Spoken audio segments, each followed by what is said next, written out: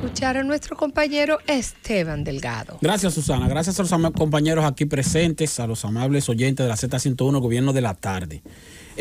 Anoche Susana Gotró me envió el proyecto de ley de modificación de la ley de hidrocarburos 112-00 y entonces me puse a leerlo para analizar bien cuáles son los cambios que está introduciendo el gobierno en esa propuesta de ley. Básicamente, esa propuesta establece más que un mecanismo de reducción de precios de los combustibles, que no lo establece, ni establece tampoco reducción de impuestos, ni establece tampoco reducción de márgenes de comercialización, ni nada de eso. Lo que establece es una especie de legalidad de lo que el Ministerio de Industria y Comercio viene haciendo de manera administrativa. Uno de los puntos, que es el que más se conoce, es que ahora la modificación de los precios de los combustibles con esa ley se harían, en vez de hacerse semanal, se harían cada 15 días, lo cual es positivo, porque eso permite mejor planificación. El segundo punto también que trata este proyecto de ley es que elimina el reglamento administrativo que establece los componentes de costos del precio de paridad de importación, pero lo elimina ese reglamento para establecerlo mediante la propia ley. Entonces se mantienen como quiera todos esos componentes de costos del precio de paridad de importación, el free on board, que es el FOB, la prima, el flete, el seguro marítimo, el costo de intermediación, los gastos de certificación, los costos bancarios, las pérdidas marítimas, los costos de inventarios, la cobertura financiera para el petróleo, el cargo de manejo de terminal, y también se mantiene la diferencia de cambio y el cuestionado, que siempre se ha cuestionado eso, como quiera se mantiene y ahora va a ser por ley, el cuestionado gasto de administración de la ley, el GAL. Eso como quiera se mantiene y ahora no de manera administrativa, sino se incluye en la ley. Ahora, otro aspecto es que se agregan, esa ley de hidrocarburos tiene 11 artículos, se agregan 6 artículos adicionales.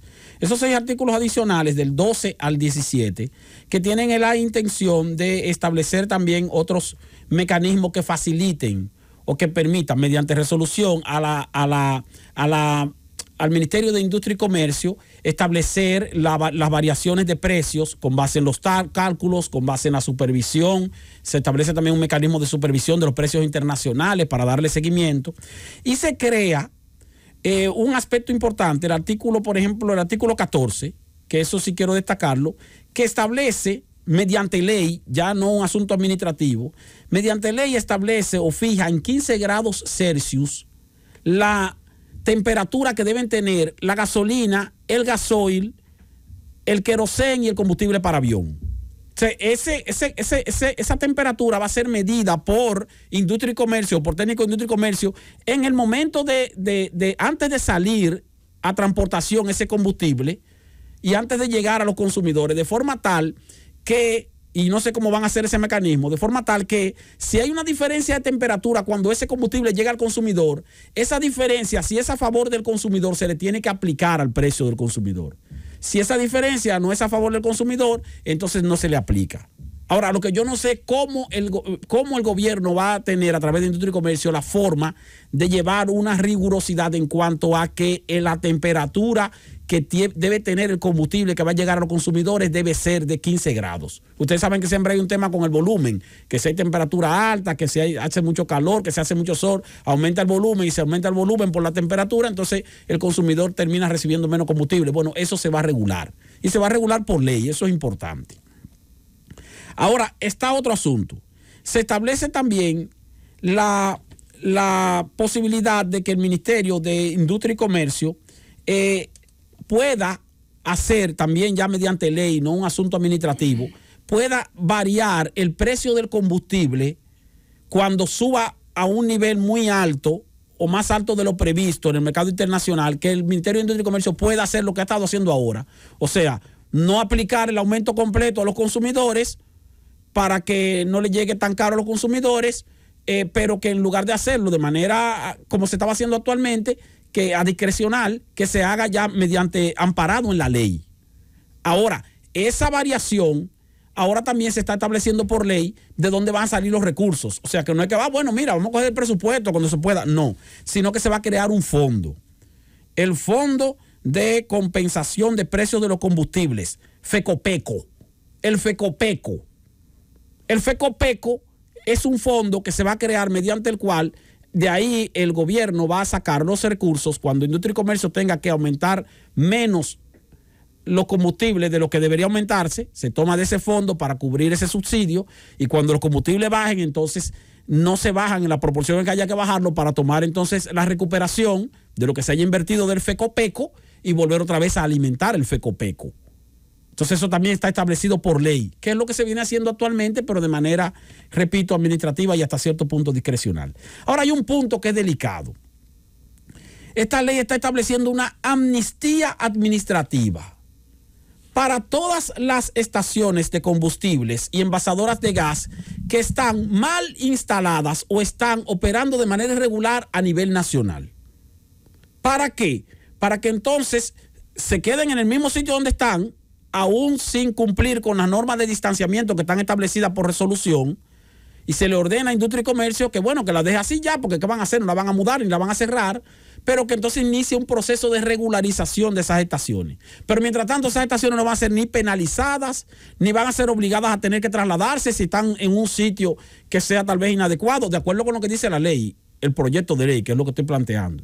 Incluso eso es una situación que hasta cierto punto le ha caído un poco mal a los detallistas a los detallistas formales, porque dicen, cónchale, nosotros cumplimos con las normativas y ahora le van a dar una amnistía a los que no cumplen con la normativa como un premio, mientras los que cumplimos con la normativa, que tenemos mayores costos por cumplir con la norma de distanciamiento, con la norma de controles, bueno, eso vamos a tener que seguir cumpliendo. Ahora los que no cumplen con eso, se le está dando un plazo, como una amnistía, para que, bueno, vayan regularizándose, pero sin penalidad. Esa amnistía, eso seguro va a cuestionarse o a discutirse mucho a nivel del Congreso cuando se esté conociendo. Otro aspecto que plantea esa legislación o esa nueva propuesta de ley es que el impuesto ad valorem no va a ser reducido. Ahora, lo que sí se está estableciendo es que el gobierno todos los años dice, bueno, mira, por el impuesto ad valorem yo voy a recibir, qué sé yo, tantos millones de pesos. Entonces, si el gobierno estima que va a recibir en el año una cantidad de dinero por el impuesto ad valorem, y resulta que recauda más de lo que tenía previsto por ese impuesto, la diferencia entre lo que tenía previsto y lo que recaudó de más se va a colocar en el FECOPECO, en el Fondo de Compensación de los Precios de los Combustibles, como una forma de alimentar ese fondo. O sea, si el gobierno dice, mira, yo tengo estimado que voy a recaudar por el ad valorem, qué sé yo, 30,000 millones de pesos, pero resulta que recaudé 35,000 millones. Esos 5,000 millones de diferencia no van a pasar a la cuenta del erario, a la cuenta única del Tesoro, sino que esos 5,000 millones van a pasar al FECOPECO, al Fondo de Compensación. Y así se va a alimentar ese fondo, mediante el cual Industria y Comercio va a tener la facilidad de aplicar más o menos el aumento, si se torna muy desproporcionado, dependiendo de las circunstancias, como ocurre en la actualidad. Otro aspecto que hasta cierto punto es, vamos a decir, se va a quedar en letra muerta, es que se está estableciendo también por ley lo siguiente. Se dispone la eliminación del reembolso que otorga la administración tributaria a las ventas de empresas generadoras de energía eléctrica fuera del sistema eléctrico nacional interconectado. Ese es el subsidio a los combustibles. Se va a eliminar el subsidio a los combustibles a todas las empresas de generación que no operan en el CENI, o sea, las que no le venden generación al sistema nacional interconectado. Por ejemplo, esos sistemas aislados le van a quitar el subsidio. Ahora, ¿qué dice la ley? Y tiene que ser así, dice el proyecto. Sin perjuicio de los derechos reconocidos mediante resoluciones de calificación emitidas previo a la vigencia de la presente ley. O sea, que de todas maneras no es que le van a eliminar los subsidios a los combustibles de las empresas generadoras que están operando actualmente y que suplen a otras demarcaciones fuera del CENI. No. ¿Por qué? Porque aquí dice que las resoluciones que están vigentes de esas exenciones se van a mantener. O sea que por eso digo que es una especie de letra muerta en ese aspecto.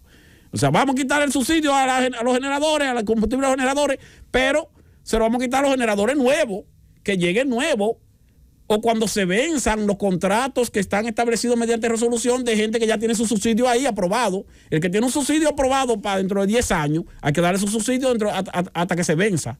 O sea que por eso digo que es un asunto de más o menos letra muerta en ese aspecto. Se está haciendo el enunciado legal de eliminar el subsidio de los combustibles de la generación, pero sin perjudicar a los que ya tienen ese derecho adquirido. mediante contrato. Y la mayoría tienen contratos de mediano plazo, no son contratos que se vencen mañana ni pasado. Esteban, hay un paréntesis ahí. Entonces, ¿tú crees que este nuevo proyecto de ley no satisfará las expectativas en el sentido de bajar los combustibles? No, en el sentido de bajar los combustibles no. Lo que está haciendo el presidente con esta legislación, que es positivo, por ejemplo, va a beneficiar a los consumidores lo de la temperatura. Si se aplica, habría que ver si se aplica. Eso va a beneficiar a los consumidores porque entonces ya los consumidores van a recibir a precio de la temperatura establecida. Y va a beneficiar a los consumidores también el hecho de que se va a mantener la política de subsidios o de compensación, pero se va a mantener de manera legal. Lo que está haciendo el presidente Luis Abinader con esta modificación es prácticamente legalizando o institucionalizando o formalizando los procesos de compensación que viene haciendo de manera informal. O sea, eso se hace de manera discrecional. Ahora no se va a hacer de manera discrecional, sino que ahora se va a hacer con base en cálculos específicos y con base en la identificación de dónde va a salir el dinero. O sea, el gobierno está siendo transparente con un proceso que va a seguir desarrollando de la misma forma, pero no va a haber ni reducción de impuestos. Las tasas impositivas se mantienen iguales, se mantiene también la misma política de aplicación de los costos de márgenes de comercialización con base en cálculos y auditorías. Eso va a ser un poco más regulado, pero esa regulación no va a impedir que se hagan los ajustes correspondientes cuando correspondan. O sea que no nos hagamos ilusiones con que va a haber una reducción de los precios de los combustibles por esta nueva propuesta de ley. Lo que va a haber es más transparencia en la aplicación de esa ley y menos discrecionalidad en los procesos de variación de precios a través del FECODECO. Francis.